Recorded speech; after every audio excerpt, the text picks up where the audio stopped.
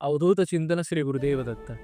आज आपण बघणार आहोत की ग्रामदैवत म्हणजे नक्की काय आणि ग्रामदेवतेची सेवा ही आपण कशी करावी. जुन्या काळामध्ये गावकरी किंवा जिथे लोकवस्ती असते त्या ठिकाणी संरक्षणासाठी ग्रामदेवतेची स्थापना केली जात असत. संरक्षण कोणत्या गोष्टीचे?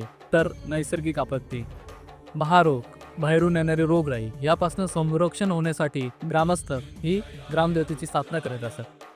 ग्रामदैवतेमध्ये प्रामुख्याने श्री महादेव, त्यानंतर गणेश, मारुती, कालभैरवनाथ, म्हसोबा याची प्रामुख्याने स्थापना केली जात असे.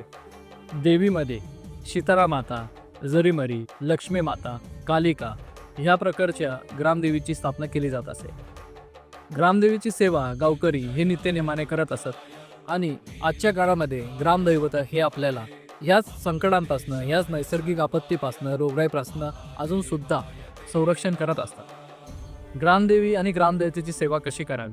तर किमान वर्षातून एकदा ग्रामदेवी ग्रामदेवतेचे दर्शन घेऊ त्यांचा मानपान करणं गरजेचे आहे.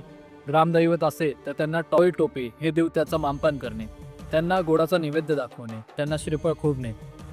जर गावाची जत्रा किंवा यात्रा असेल त्या यात्रेच्या दिवशी तिथे उपस्थित राहून त्यांचा मानपान करणे, त्यांचं दर्शन घेणे हे गरजेचं आहे.